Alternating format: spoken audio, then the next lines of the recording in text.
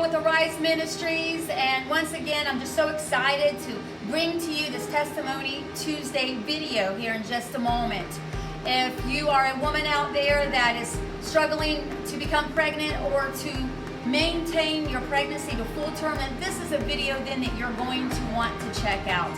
God is great and He is amazing, and this is what our focus is to just tell the whole world of all the wonderful things that He does. So here just in a moment, you'll be able to meet Justina.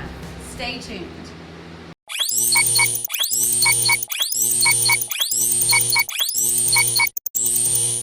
So as promised, just as I told you, we have Justina Dura here. And like I said, she's got a wonderful testimony to tell, and we're just so excited that you're here. Thank you, Justina.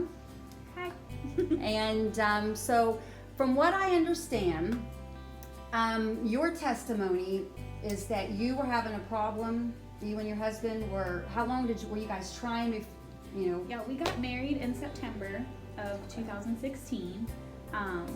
And we had tried for about 8 months to get pregnant without any help. And then we realized that just something wasn't working.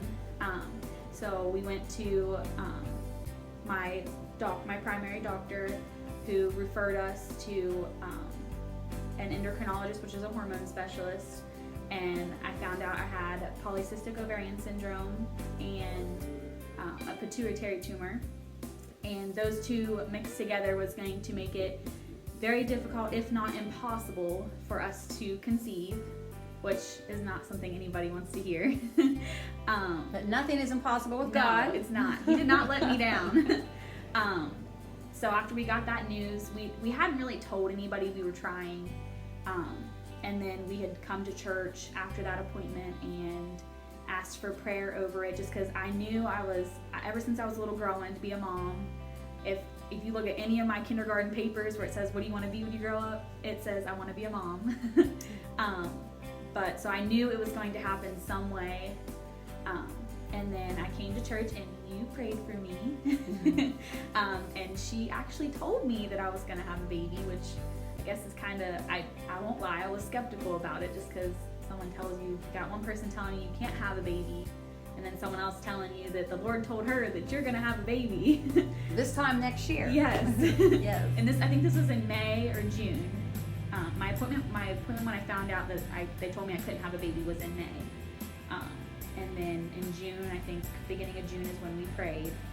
And of course we prayed and prayed for a long time after that. And then at the end of September, which was right after our first anniversary, we found out we were going to have a baby girl in June. Amazing, praise God. Yes. So how long after we prayed for you and I gave you the prophetic word from the Lord that you were going to have a baby this time next year, how long after that did you find out you were pregnant?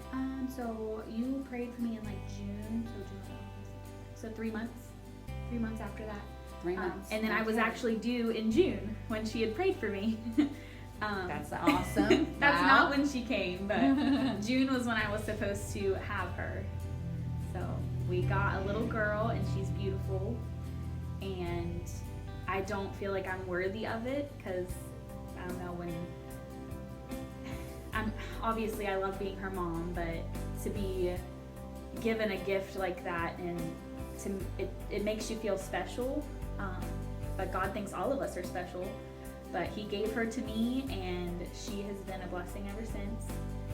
And hopefully maybe He'll give me a second one.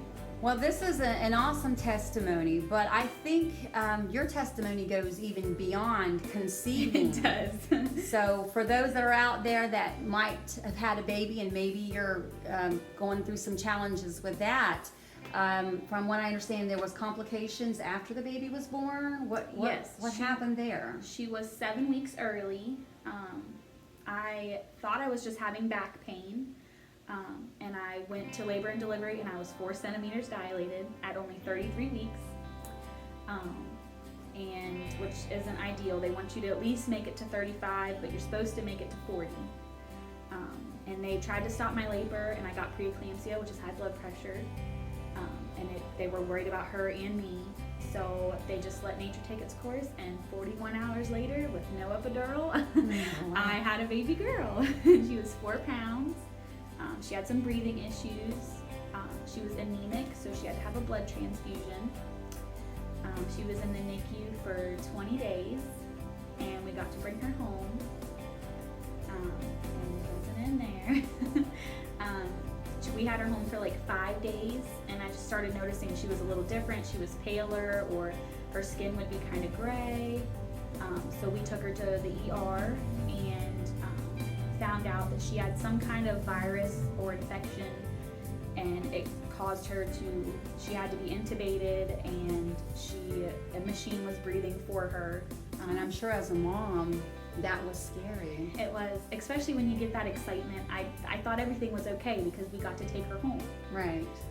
But they said somewhere in between, she could have had the infection before she even left the hospital. It just didn't show up yet.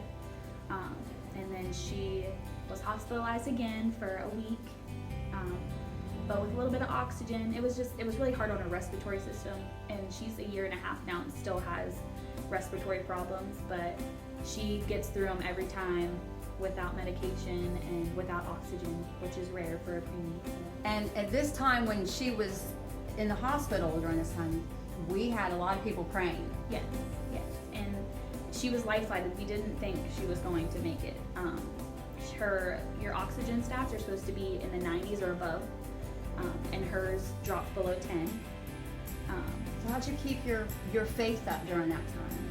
I won't lie, it was hard, but I just knew that God gave me this gift. He was not going to take it from me. That's right. That's the right attitude that you have. He would not take it from me, and you kept your faith. It would have been easy to lose my faith and say, God, why did you do this to me? Why did you make my baby sick? But God did not make my baby sick. That's right. And I always say that before I went through getting conceiving and my issues with that, I was a Christian, but I did not pray as I should, and my relationship was there, but it wasn't as close as it should be. And ever since I've had her and we went through the things we went through, I've been so much closer to God by his blessings, and just he got her through that, and it gives you the faith. Changer. Yes, it gives you a whole new perspective. Yes. Well, praise God. Yeah. And now she's a vivacious, how old is she? 1.5 years. She's doing great. She's spunky. Beautiful. Yes, she's so spunky. That's amazing. Is there anything that you can say to the women out there that might be going through some similar problems that you went through? Just don't give up. Let him lead you.